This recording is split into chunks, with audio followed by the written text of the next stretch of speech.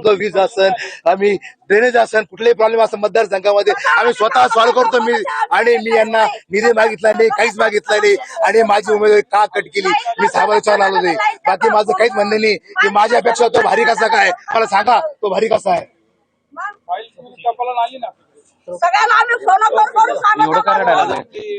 माझं एवढंच म्हणणं आहे की सुनील भाऊ पेक्षा तो सुशिक्षित असेल. अरे मी नगरसेवक कसा असावा याची व्याख्या सांगितलेली आहे. अरे मी इंजिनियर आहे, मी सुशिक्षित आहे, मी चांगला आहे. अरे मग काय करायचं अशाच माणसाचं ज्याचं सर्वेत नाव येतं, ज्याचं येतं की नाही येतं माहित नाही. पण कालचा आहे उमेदवार, हा उमेदवार होतो, उद्या तो निवडून येईल. आम्ही फक्त सतरंजा उचलायच्या आणि कार्यकर्त्यांनी फक्त मंत्री आमदाराची वाट बघायची. आणि गद्दार गद्दार म्हणणारे जे निष्ठावंत नाहीये ते नगरसेवक झाले का त्यांना सॅल्यूट करायचा. त्यापेक्षा या पक्षात नसेल बरं. शिंदे साहेब माझ्यासारख्या गरीब माणसाची मागासवर्गीय माणसाची मला न्याय द्या.